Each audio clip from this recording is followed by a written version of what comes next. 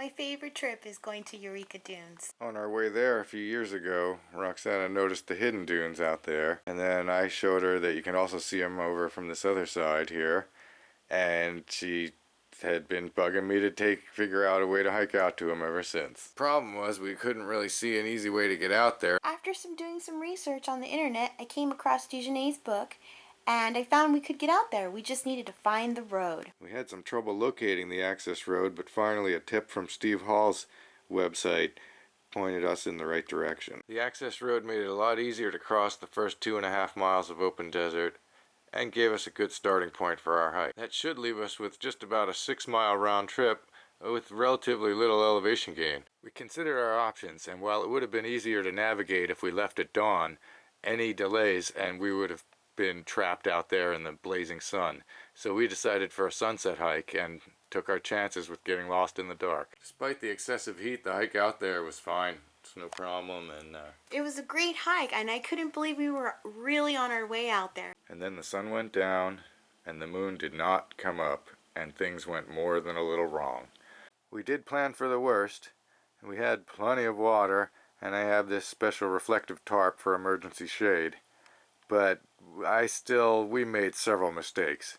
You might be able to figure out what some of them are as we go along, and I'll go over all of them at the end, as well as show you a map of just how wrong it all went. Alright, we'll get started in just a moment, and keep in mind, folks, what matters is the next day, over and over, Roxana just kept saying, what did you say, Roxana? I was on them. I was on Hidden Dune. Hidden dunes are out there. We are not taking our chances with this. We're going to use our bicycles on this.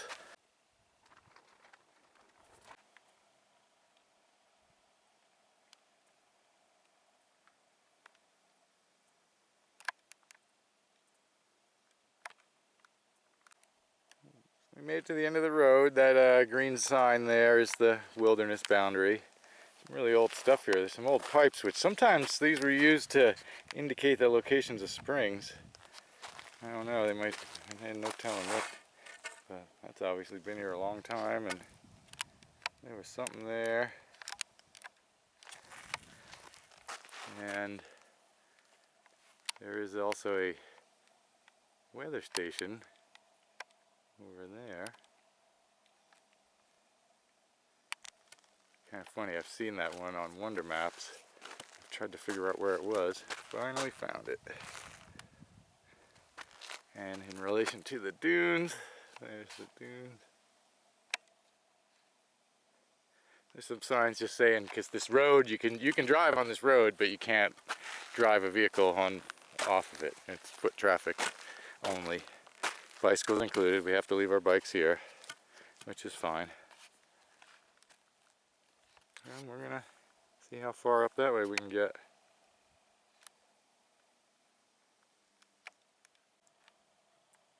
That berm made for some nice shade, and now we are just out in it.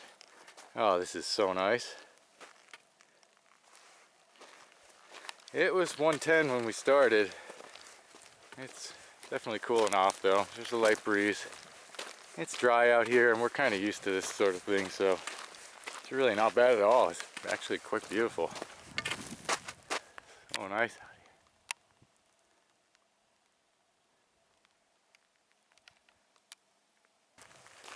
Better catch up to Roxana. We started at 6:30, it's already 7:30. Probably actually after 6:30. Well, I'm not sure what time we started, but it's about 7:30 now. We're just about into the shade.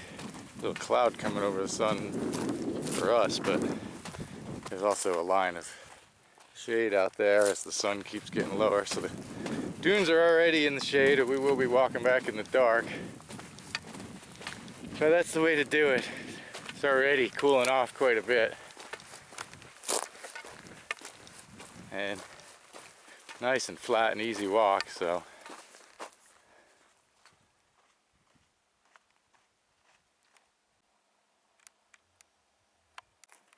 Roxana just noticed we can see the truck and the shade structure out there that we have set up.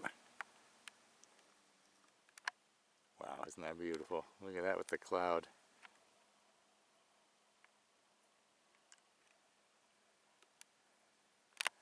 We're getting some weird lighting action between the sun being right at the edge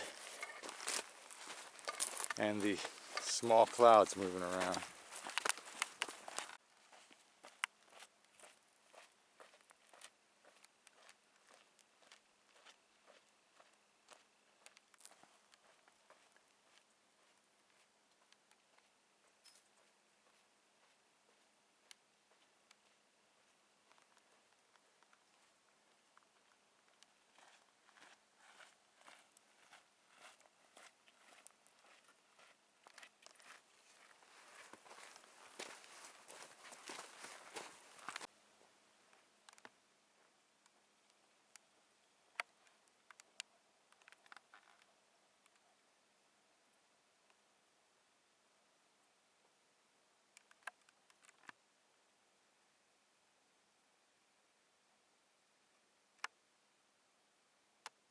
It is so quiet out here.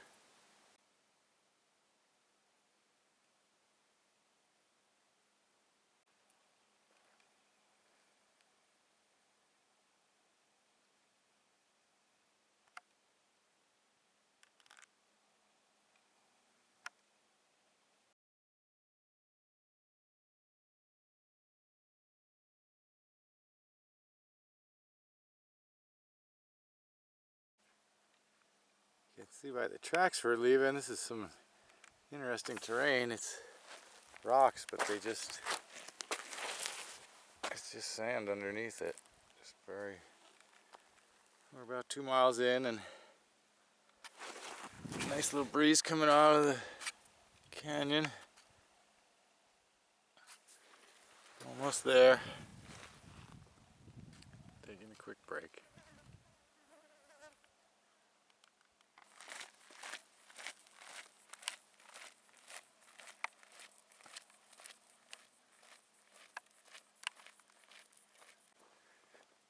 Footprints stay a long time out here. There's very few, but there are some, and in this area enough people have gone this way. There's actually a tiny bit of a trail right here at the end, because everybody sort of go any way you can go from the starting point, but we all kind of funnel into this area eventually.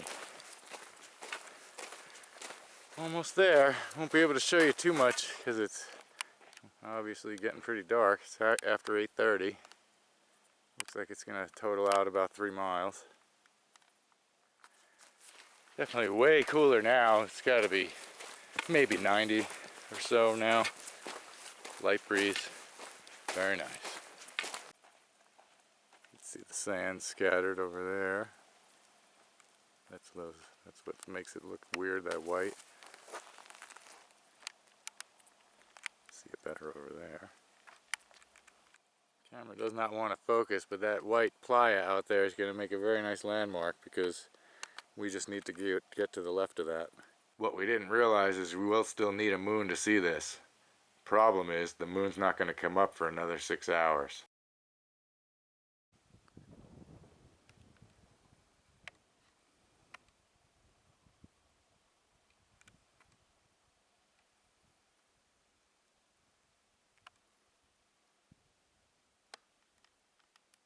Well, since this camera's not going to pick anything up anymore, I'm going to give you some still shots here. And oh, here comes another breeze, but it's so amazing. It's, you know, it'll be no breeze at all, but I can hear the wind just up on those hills next to me. And then a few seconds later, now we feel the breeze. This is really amazing. These are much larger than I was expecting them to be.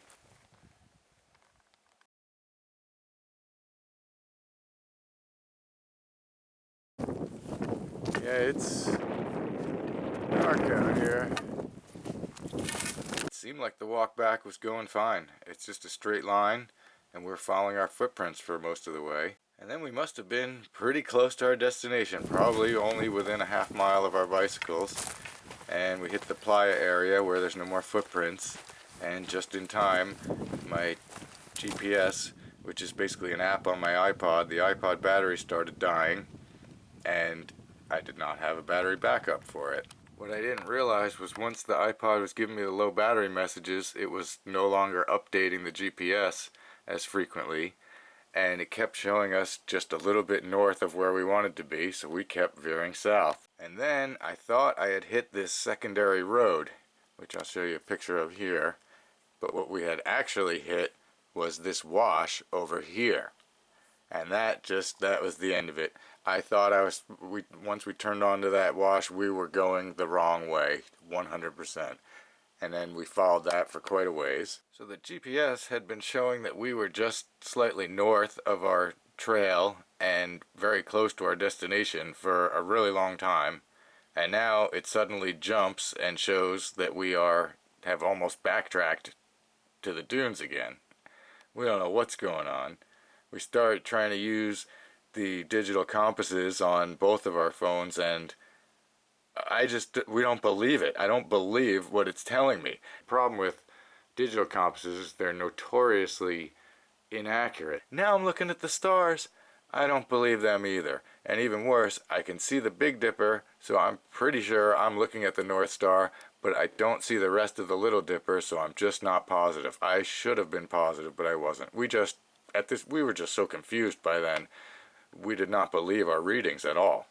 Finally, I see the outline of some hills in front of us, and I'm assuming that this is the main road, way back over here, that we have now missed our bicycles and we've almost walked 5 miles across the desert, which we had, but we had done it in a horseshoe shape, not in a straight line. And then we start heading slowly uphill. That's when I knew we were going the wrong way.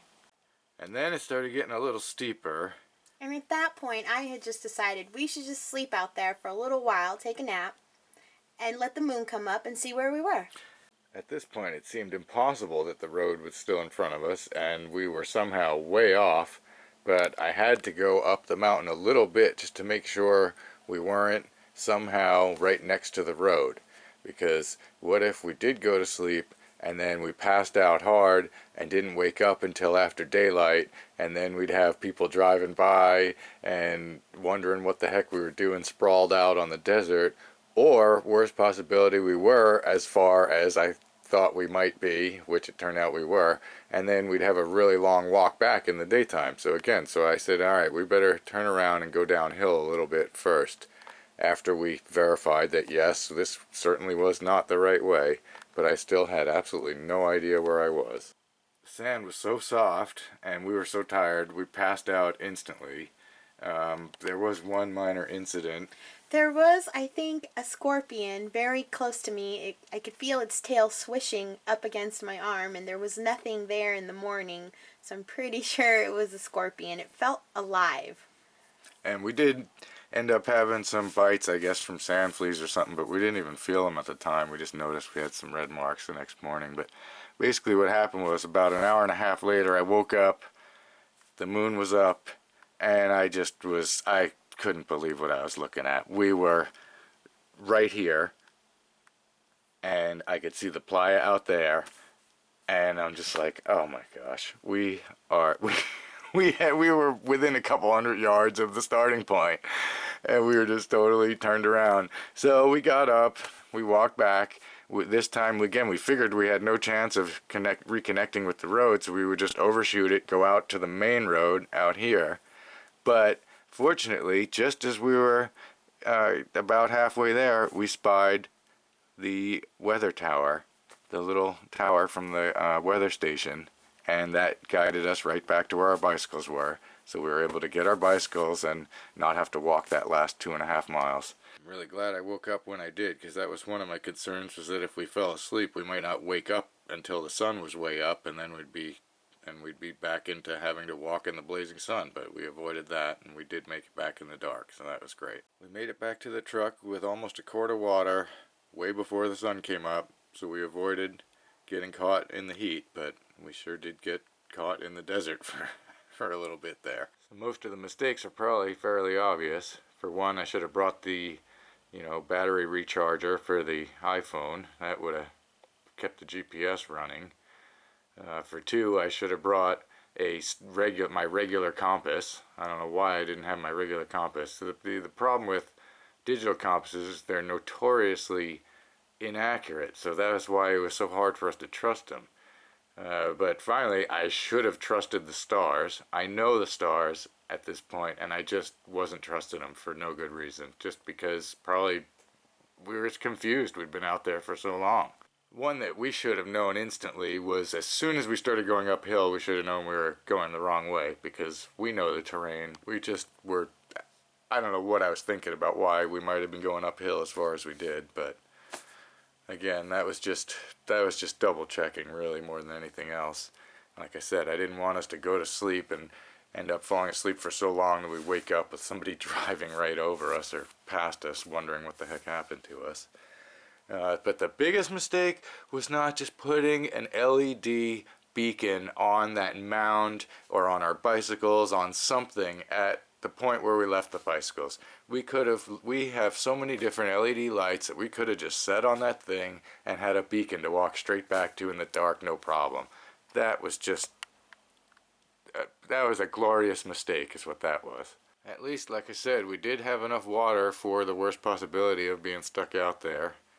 So I'd say, if you try to do this hike, the biggest thing is just leave yourself a beacon and really also just take compass readings. Use a real compass and take compass readings. It's a straight line across the desert, and there is the secondary road that you should run into if you overshoot your target here of where we left the bicycles. So it shouldn't be that hard to do, even in the pitch black, if you had a decent compass. Like the title says, it was somewhat of a planned catastrophe. I knew when I was leaving the truck that I should bring the LED light for a beacon. I knew I should bring the extra battery. I knew I should bring the regular compass. And I just said, let's try it and see. Let's hope that this works out. And if it doesn't, we'll get stuck out there. And, it turned out, well, we got stuck out there, but it really wasn't too bad. I think next time we'll just bring a tent and sleeping bags. I had a really good time. We won't be making any of those mistakes again, and we will be back just as soon as possible. Thanks for coming with us. See you next time.